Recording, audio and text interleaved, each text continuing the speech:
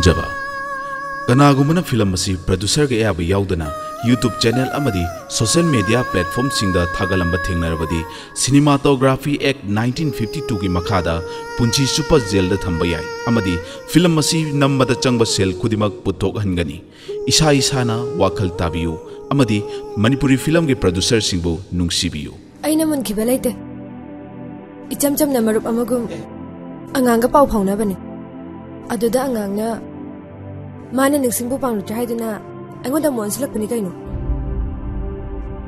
सिदा अइना करिदा मुनबा कौगे नमानबी अमगा खंगनरी खंगना नंगना यारुबा नत्रो नंगिसु नराल यामना चाउना लई लुखाक सखाक यामना खोंबी ओइना हेक तौरदना नमाइदो इकाइद्रो हा सिनेसु अचुम्बा सादना गंगाइने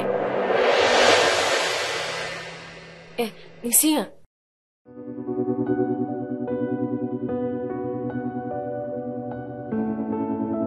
क्लास तौद्रबा तौए अमा लोइगिदा गाइरिये नंग थेंगिदि कैदौरगे आइदी क्लास यावरोये नोटबुक सबमिट तौबा लाकपने अदुगी थेंगना लाकपने हौजिकपुदी तौरमे आई चटलगे तौबने नोइदा हाइरमगेना ngahak changpane ado ai thoamage ko pabung suma sangam hoge ngasidi khara halamage ai chatlage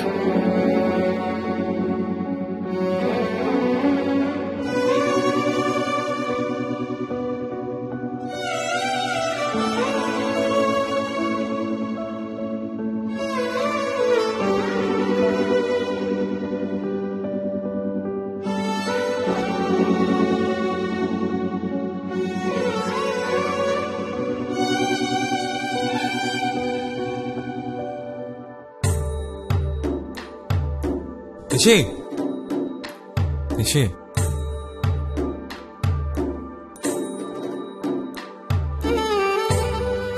कैदौरगे अइगोंदा छाउनिंगबा जनिंगबा लेरेदि हानिगे हानगुम अदुम छौ जायो आई कैसु छाउनिंगदेदा हाइनिंगबा वासु केंत लेत्रबा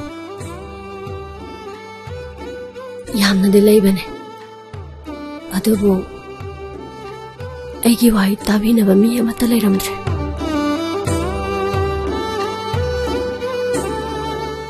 नंगोंदा हाइनिंगबा हाइबाबु नुंगाइना लेयो अनौबा पुंसिगी खोंथांदु थांबा मतमदा माइथीबा लेतना माइ पाकपदा ओयो नंगना माइ पाकपदा उरगा आइसु लापतकना लेपतुना नंगीदमक पुकनिंग थौगचरके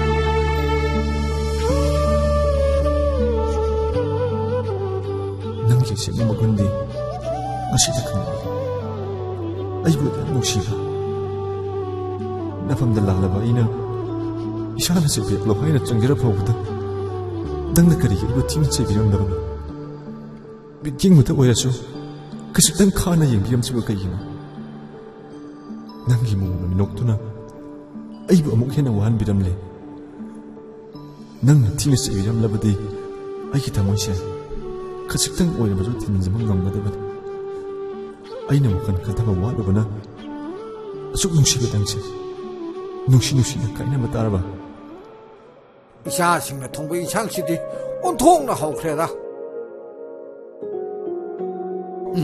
हावे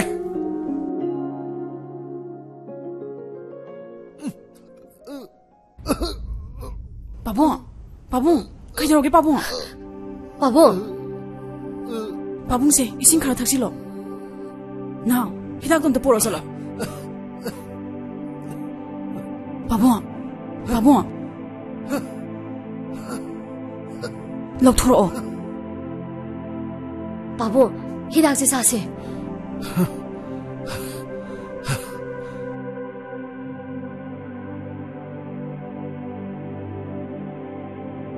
कैसु तौद्रबो पाबुं खरा फरे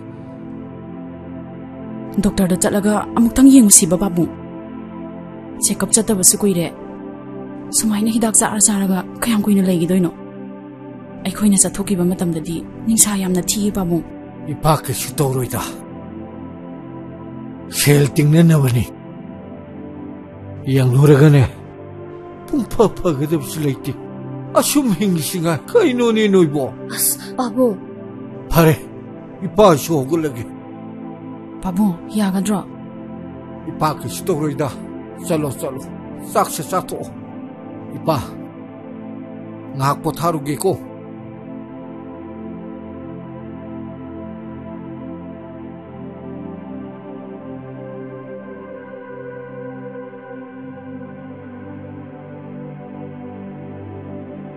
ꯏꯆꯦ ꯄꯥꯕꯨꯡꯅ ꯊꯕꯛ ꯅꯥꯕ ꯑꯃꯨꯛ ꯍꯧꯔꯤꯁꯦ ꯌꯥꯝ ꯂꯨꯕ ꯂꯩꯅꯥ ꯑꯣꯏꯗꯣꯏꯖꯥꯠꯂꯣ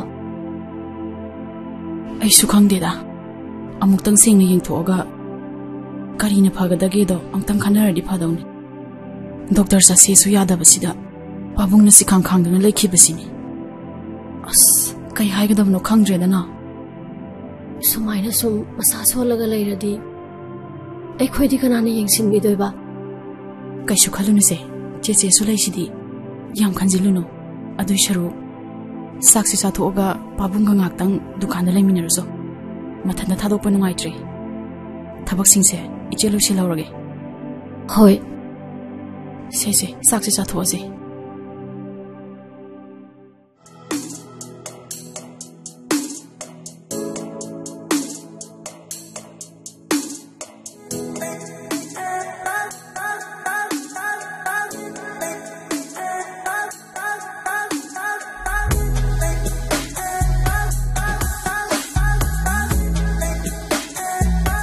nganmuki dadado natro mane ngasidi nangu unagina lakpani aiga di kaige aise sida tha amaka kisuti tholpani hayeng ayuk changki gadaba aduna jangamdai sidane nangonda kainom da hairam gi tawbani aigonda hairam doisina kaigino wakal tadiro natraga tasinadriraba angang oibagini haigesu angang kaisu oidre leisabi fare aduga kemta khangdaba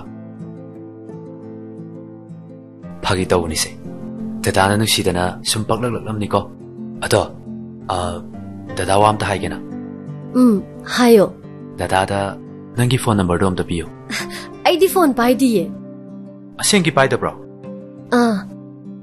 leisabi farsi ba hana budi pairame ado thugaigre kai ge paining da bagi paining da di thugai na bro ai sanki budai di masak suba fangaroi au phangna basu fangradi as dada hoise pare aina mathang tholakpa dadine nangsu phone pairamo ko aduga leisabi su mayam pharni matamduda dadana thamoi sengna nangwanda haigedaba wa mayam leiko ado matamduda nangna yabiu ko kumdrisi kaigino hoyage hayo hoyage ichandi maram mokpanise ai changage akhoi pabong no uradi nupa une na chairani ai changage ko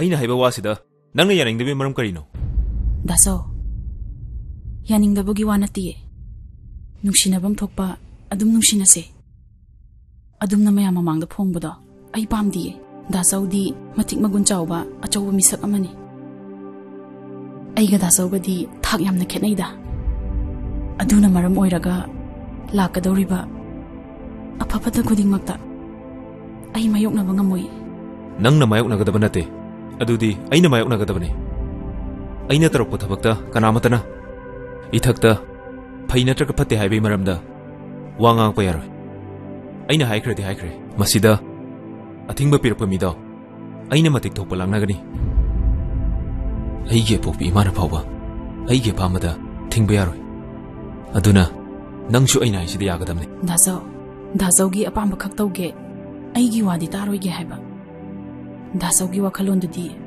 yamna lale luching asokui base himanga se ai wa amta ngangdana lakpani nangna haibada taduna yaduna lakpa natro aduna aina haiba wasu nangna yaba tabani nang ai gi marise miyam da khangan ba pami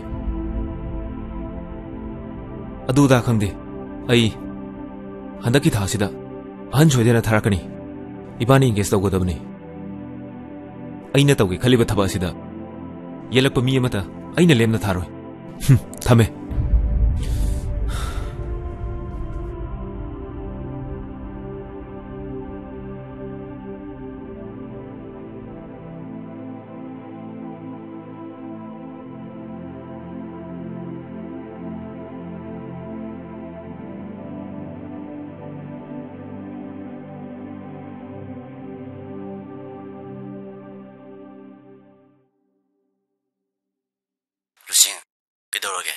Da, warim ta sasi yagadra.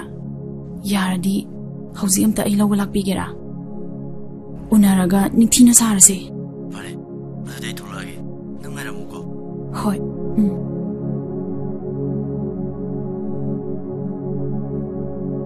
Adudi, kaino nang husi pamise. Ay dadaga kaina badi ngamoy. Ay bu thazabiyo. Ay dada budi amak payawdana. Thamoy singna nusiye. Aina wakal khandaba walubadagi aina phangjabani. Dadana aingonda ngangingba chainingba pumba tawbiyo. Adubu ai dadaga kainabadi ai ngamoyi. Ngaktingai ko nupi noigi thamoi se. Ai gi thamoi khata thugaibada natana miyoi dugi thamoi buchu nangna thugai ga dawriba. Nupi no wakal thenbasi adu yong thenba. Aina di atopalam lambi kana amata hanna yengda nang tabu nusiduna lakiba natro. Aduga nangna asuk sangba sahi se. Minamduna thajaba manghanba natro. Ai busu apang musiba. Ai lale dada. Adubu ai dabu thamoy singna nusiye. Dadana thajanaba ai kaidoge. Ai bu thajabiyo. Ai dadaga kainaba ngamoy.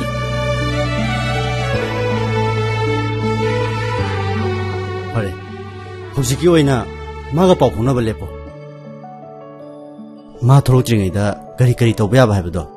Ai munna khallaga warib lawrani.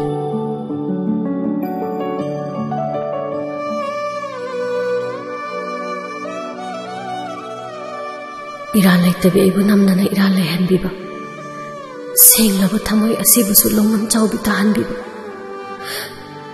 Nangi wakal amana aibu karisu leitabi ohenli.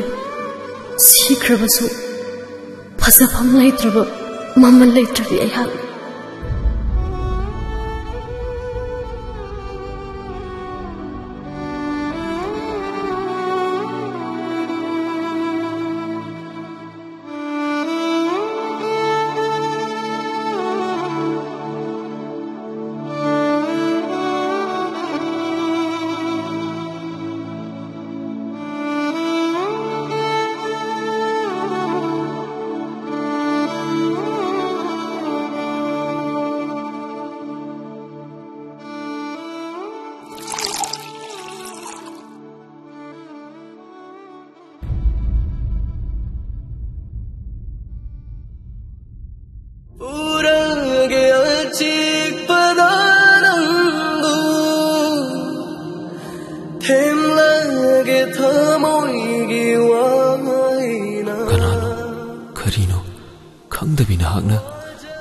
Manglanda toina laktuna aibu tatana otpa makun chawbi laishak henbi nangi ungumdraba maithongbu karigi aina amuktangdi uningleba pukningsu wakhalsu nangonda chingsingbagum tawriba asina kari amuksu aiga yamna naknaba miyoigum tawi amuksu aiga yamna lapnaba miyoy oina tawi pakhongla chalibase Sakang dabi ngamna.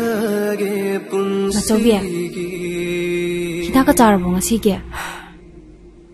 Chare. Ibungodi yumda lehobra. Lehoe Machobi, Kaujara Ura. Yare, Kaurano. Ado Machobi, a queer Chobagi Wapamama Ningtona Haibudu, Adubu, Kayamayam Chumabazano. Aidi, Wakalama Itata Dreda Machobi. Machobi na Han Haudor Kiba Wapam Duga. Aisu Kangre, Imobima. Mana Hariba Nupima Zazisu. Kanano, Karino Haiba Mazobi Ken Kangde. Mana Kanba Mile Habase. Mana, Mama Ingwandahana Kangalam Labade, Mazobina Bien Gadabani. Aina, was a Hodo Kiba Matam Daddy. Mana, Haidukni, Aduga, Hojikna, Kangde, Nanano Pase, Nangna on talk no wadori. Hoine. Asumna magi khangna chana baleram gani haibase sukha thajaru dabani machawbina haiban pi macha do adugi mungda wa amta kangthoklam dabase yam phare natrabadi ichop chop naram gadabani machawbi su aisu nupi macha aduna kana oiri kaba lamdam masigi maitei ningola natragana kangluptina dabi miramgi ningola haibasu ai khangde Hangsira Machobia, Hangumsi, Hangabasu, Hector Kumakadabanate, Matangi Laiba, Namazing Mitsida, Ma Yumsida, Soidana Tolani, Aduda, Mazobina, Nintina Warisaki.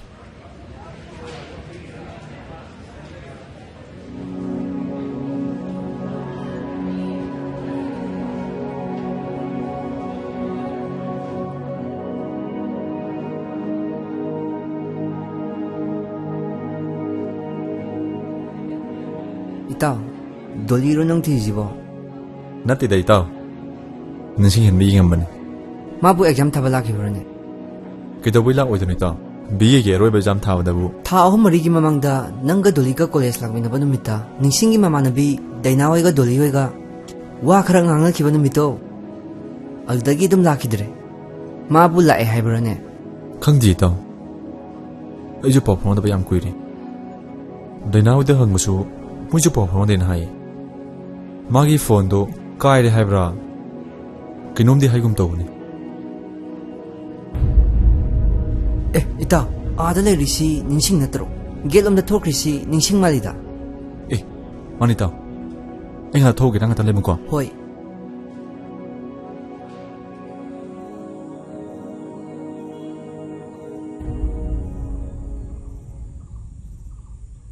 निशे Amta ngay ko ne. Ay bumta ngak piyo. Ay naman di aminam kre. Cham laban ang itamoy bo. Ay niyam tuway kre. Adu itamot. Ay bumta ngak piyo. Matamgi matung ina mahausagi khal phawba ahong manay. Masida icham chamba miyoy ba ikoy na di. Karam na tamoy hong loy dage. Pukchel o loy dage. Mahusagi awan bagi ijelda miyoiba moina nangsu yaurubane kaisu kaide masida nangi nara lekte Ningsing please aibu ikaya piyu manba marau lepa wongang do adu mai ngambi gano adu ki mahutta ayun lanu bagi aibu thino na sebiram miyoiba amada chaiba ngang bahongna deda aina kai oidana Ayi kari tik laidana nangonda chaiga dawribano mi ama oina aina nangu yam respect tawe adudi aina wana wapam amakak hangjagi hojik shunang aibu nusibiba simatangdi nang segman da khumbiram nangi wahangdogi paukhum nang masana hangje aina nangbu nusiba Nungsidabagi tongzaba, natraga mangzaba, nangonda karisu laite. Nang aibu waraw haiba, ay kang. Ningsing, please, nang aibong tangang piyo. Ay wakal na matam kar labang narusu. Wakal ta ko nikot tadi, ay sana kang jay. Ay nangakay na pangamoy Ningsing. Ay nangutamo siya nuksiya Ningsing. Ibani gi har no shina mikupto amuk tang halan niwa ꯑꯩꯅ ꯈꯣꯡ ꯄꯥꯏꯗꯨꯅ ꯍꯥꯏꯖꯔꯁꯨ ꯍꯥꯏꯖꯔꯒꯦ ꯑꯩꯒꯤ ꯑꯋꯥꯕ ꯁꯤꯃꯇꯪꯗꯤ ꯅꯪꯅ ꯈꯪꯕꯤꯌꯨ ꯅꯤꯡꯁꯤꯡ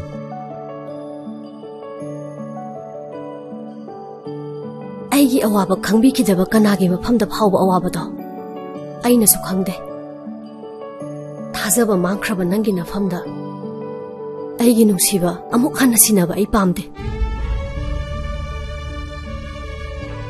ꯃꯇꯝꯗꯨꯒꯤ ꯑꯩꯅ ꯅꯪꯕꯨ ꯅꯨꯡꯁꯤꯕ ꯅꯪꯕꯨ ꯊꯥꯖꯕꯗꯣ ꯅꯪꯅ ꯆꯍꯤ 100 ꯂꯥꯏ ꯅꯤꯡꯗꯨꯅ ꯐꯪꯅꯕ ꯍꯣꯠꯅꯔꯕꯁꯨ ꯐꯪꯂꯔꯣꯏ ꯅꯪ ꯅꯁꯥꯒꯤ ꯂꯝꯕꯤꯗꯤ ꯅꯁꯥꯅ ꯀꯛꯆꯕꯅꯤ ꯃꯇꯝꯗꯨꯗ ꯑꯩꯅ ꯅꯪꯕꯨ ꯀꯌꯥꯃꯨꯛ ꯌꯥꯝꯅ ꯊꯥꯖꯈꯤ ꯅꯪꯅ ꯅꯨꯄꯤ ꯀꯣꯏꯔꯁꯨ ꯈꯣꯏꯗꯦ ꯍꯥꯏꯕꯗ ꯑꯩꯅ ꯊꯥꯖꯈꯤ ꯑꯗꯨꯕꯨ ꯍꯧꯖꯤꯛꯇꯤ ꯅꯪ ꯁꯤꯔꯦ ꯍꯥꯏꯕꯒꯤ ꯂꯥꯟꯅ ꯊꯧꯔꯝꯒꯤ ꯆꯦꯄꯥꯎꯂꯥ ꯑꯐꯥꯎꯕꯗ ꯑꯩꯅ ꯁꯨꯛꯊꯥ ꯊꯥꯖꯔꯔꯣꯏ ꯑꯩ ꯆꯠꯂꯒꯦ